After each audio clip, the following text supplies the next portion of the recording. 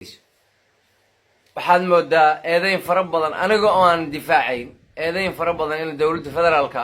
loo jeedinayo walow aan dawladda ka tirsanahay laakiin iyagu markay dawladda leeyihiin ujeedadoodu waa xukuumadda laakiin dawladda ayaa afkooda ku badan horta marka ugu horeyso waxaad dhaliilsantihiin waa xukuumadda haddii xukuumadda dhaliilsantihiin ayada inaad magaceeda sheegtiin ayaa la rabaa oo tiraahdiin xukuumaddan dhaliilsana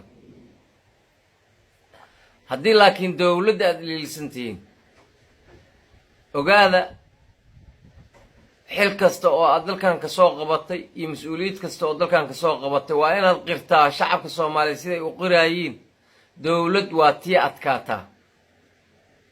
dawlad dilacsan waa horay inoo dishay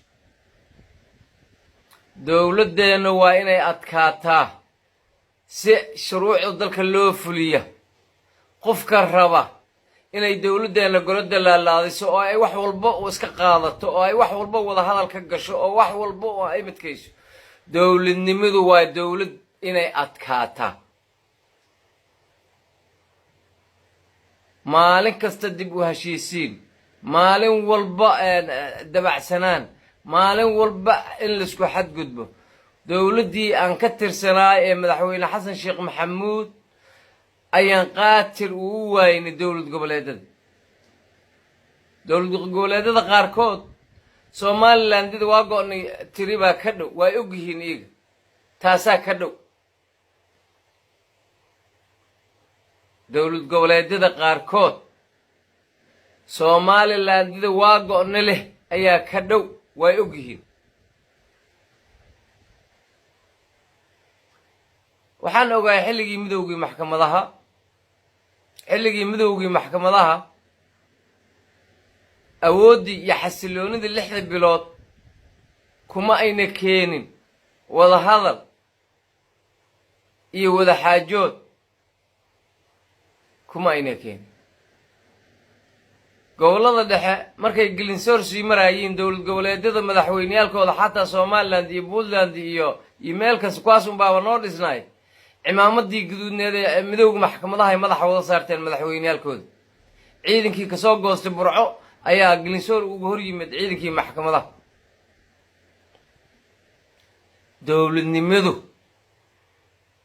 dawladnimadu tuugtuugtin kuma iimaanayso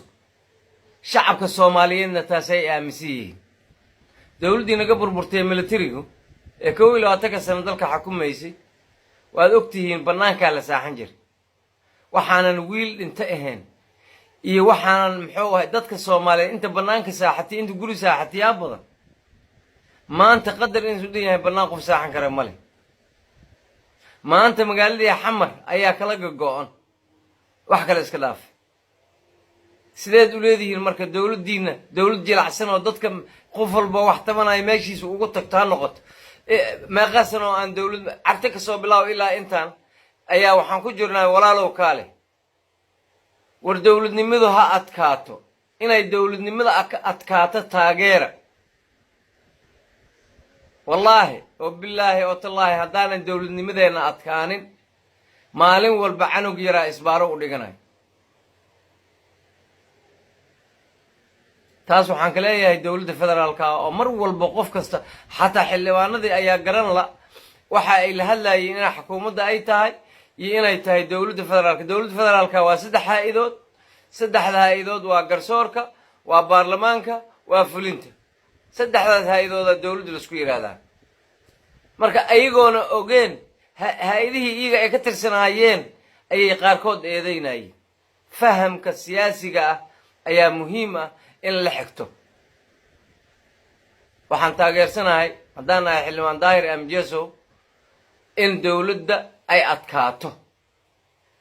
inay dawladda murqu weynaato waa dhamaatay xilligii la isbaryaayay waxaan raali ka nahay hay'adaha fulinta inay gacan adag ku qabtaan wax allaale iyo wixii dib u keenayo qarannimadeena Soomaaliya ayagoo u maraayo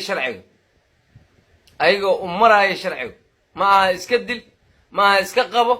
waa inaad u martiin sharciga